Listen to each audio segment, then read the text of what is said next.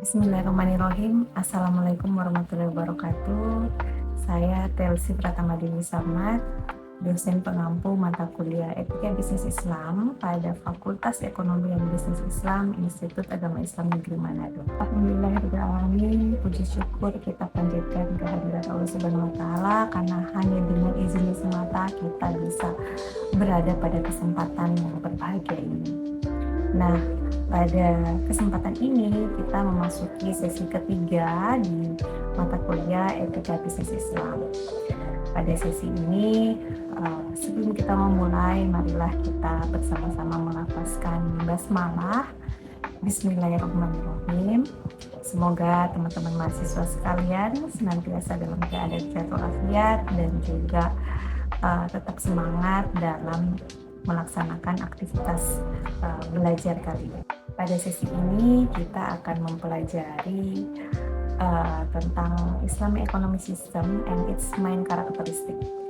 Nah, pada sistem ekonomi Islam ini kita akan berdasar pada filosofi utama daripada ekonomi Islam yang membedakan antara sistem ekonomi Islam itu sendiri dengan ekonomi konvensional ya tentunya. Nah, di sini kita akan melihat dasar-dasar daripada aspek ontologi, epistemologi, dan juga aksiologi. Kemudian pada main karakteristik ada 6 karakteristik utama yang akan kita pelajari. Oleh karena itu, teman-teman sekalian, marilah kita bersama-sama menyimak pembelajaran ini melalui PPT yang sudah saya sediakan dalam bentuk video. Oke, teman-teman sekalian, jadi kita masuk pada materi ketiga, yaitu terkait Islamic Economic System and its main characteristic. Nah, pada sesi ini tentunya kita akan membahas bagaimana sih sistem ekonomi Islam, tapi ini based on philosophy of Islamic economy. Nah, di sini kita bisa melihat tentang sistem ekonomi Islam berdasarkan filosofinya. Itu yang pertama adalah berdasarkan pada ontologi. Nah, ontologi ini merupakan tujuan hidup seorang manusia. Disinilah kita bisa melihat perbedaan antara ekonomi Islam dan ekonomi konvensional, di mana tujuan hidup manusia berdasarkan perspektif Islam adalah untuk mencapai falah. Falah merupakan kesejahteraan yang holistik di dunia maupun di akhirat. Sedangkan kesejahteraan dalam perspektif ekonomi konvensional itu sendiri adalah untuk mencapai materialistik sebanyak-banyaknya. Artinya fokus pada pencapaian materi. Sedangkan kalau dalam tujuan ekonomi Islam itu sendiri adalah untuk mencapai materi dan spiritual yang balance di dunia maupun di akhirat. Nah, kemudian yang kedua adalah epistemologi. Nah, epistemologi ini mengacu pada sumber daripada keilmuan ekonomi Islam, di mana ekonomi Islam itu berdasarkan pada Al-Quran dan Sunnah, tentunya berangkat dari kedua sumber tersebut. Sedangkan ekonomi konvensional itu berdasarkan hasil pemikiran manusia, di mana yang kita kenal the father of economy itu adalah Adam Smith. Maka kiblat daripada ekonomi konvensional itu adalah liberalis kapitalis based on the thinking of Adam Smith. Nah, kemudian yang ketiga adalah aksiologi. Aksiologi ini mencakup pada nilai-nilai. Nah, kita bisa melihat nilai-nilai yang dibawa oleh ekonomi Islam sendiri adalah nilai keadilan, transparansi, kejujuran, benevolence, dan lain sebagainya. Sedangkan nilai-nilai pada ekonomi konvensional itu sendiri adalah liberal dan juga kapitalis. Nah, seperti itu kita masuk pada main karakteristik daripada ekonomi Islam yang kemudian direlevansikan dengan berdagang atau trader ya. Apa sih yang hal-hal penting yang harus dimiliki oleh seorang Islamic atau Muslim traders gitu? Yang pertama adalah the importance of good intention for traders. Jadi penting untuk memiliki niat baik bagi seorang trader gitu. Yang kedua adalah significance of trade and commerce in Islam ya. Di mana trading dan juga perdagangan dalam dunia Islam sendiri ya yang sangat penting gitu. Yang ketiga adalah the meaning of expressing gratitude to God, yang artinya adalah penting bagi kita untuk kemudian bersyukur terhadap apa yang sudah kita miliki. Kemudian Islamic guidance in wealth acquisition, jadi ada panduan Islam dalam kemudian memperoleh harta. Yang kelima, the means of sustenance in life, jadi arti daripada rezeki gitu dalam kehidupan manusia. Dan yang keenam, turning divine to divine guidance, jadi segala sesuatu yang akan kita lakukan termasuk dalam hal ekonomi itu kita harus based on guidance of Islam. Nah, selanjutnya kita melihat lebih spesifik the importance of good intention for trader. Nah, ini kita bisa lihat bahwa action are value according to the intention and every man is credited with what he intended gitu. Jadi tentu saja setiap perilaku, sikap, tindakan kita itu dinilai berdasarkan niat daripada kita gitu. Niat baik yang kita bawa akan memberikan kita kebaikan di kedepannya nanti. Sedangkan niat yang tidak baik tentu akan berdampak buruk gitu ya, seperti itu. Begitu juga dalam hal bertransaksi, berdagang bagi seorang traders ya.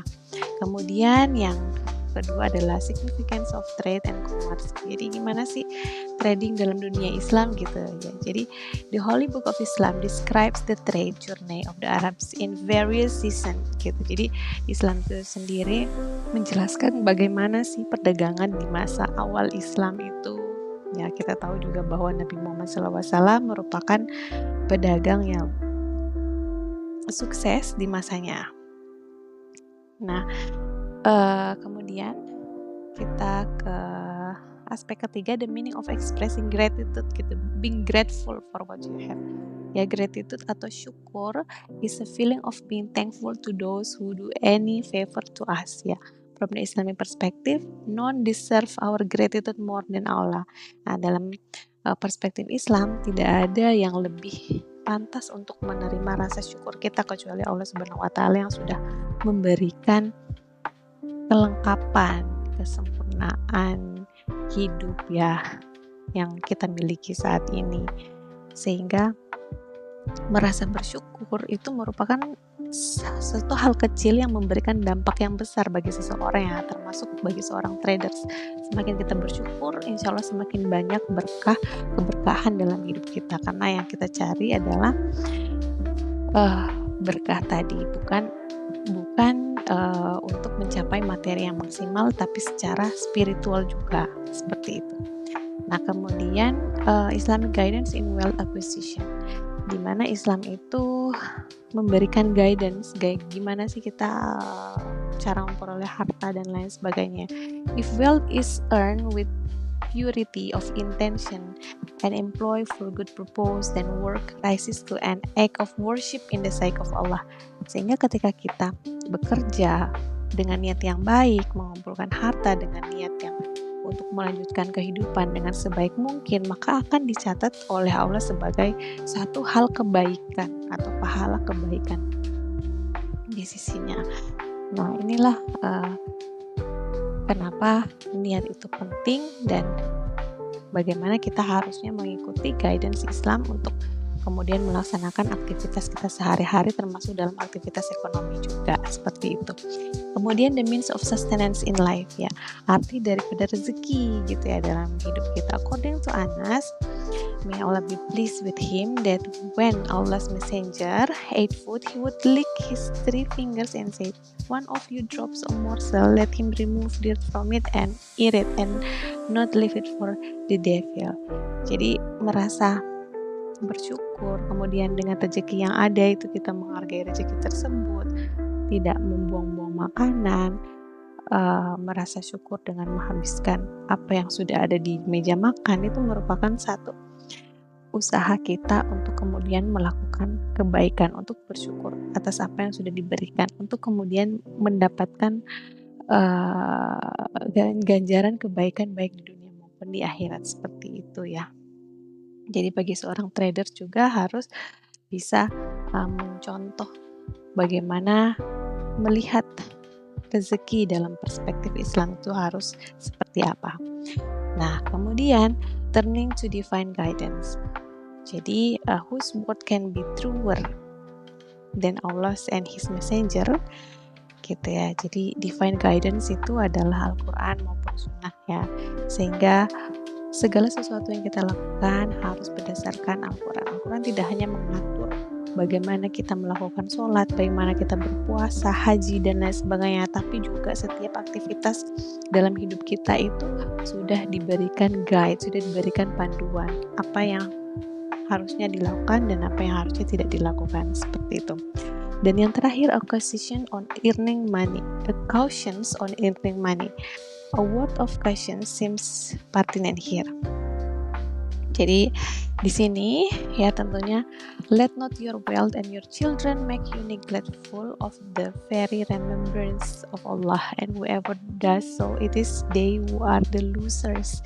Nah di sini kita emphasize bahwa jangan sampai kecintaan kita terhadap dunia, terhadap harta, terhadap keturunan itu membuat kita menjadi neglect. Jadi nggak peduli, nggak melaksanakan kewajiban-kewajiban kita sebagaimana seorang hamba kepada Allah Subhanahu wa Ta'ala, karena yang akan dirugikan adalah kita sendiri. Kita meyakini bahwa dunia ini adalah medan untuk ujian bagi kita ya, termasuk harta, keturunan, dan kepemilikan yang sebenarnya hanya titipan untuk kita, sehingga kita harus senantiasa sadar bahwa segala sesuatu yang terjadi itu adalah ujian, adalah titipan, dan kita akan kembali kepada Allah Subhanahu wa Ta'ala, sehingga jangan sampai kita memberikan cinta yang besar terhadap harta, keturunan, dan lain sebagainya. Nah, seperti itu. Konklusinya, a trader at least must possess those requirements while running their business in order to obtain a blessing in their life in this world as well as hereafter.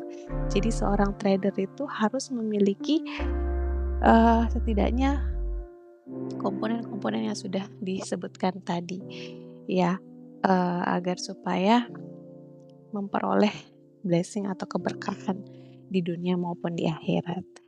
Saya kira sekian penyampaian dari saya terkait materi hari ini, etika bisnis Islam pada Islamic Economic System and its main characteristic. Terima kasih atas perhatian teman-teman semua. Sehat selalu. Semoga apa yang sudah kita pelajari hari ini bisa membawa keberkahan untuk kita, teman-teman mahasiswa semua. Mari kita melafazkan hamdalah untuk menutup mata kuliah hari ini. Alhamdulillahirabbil alamin. Wassalamualaikum warahmatullahi wabarakatuh.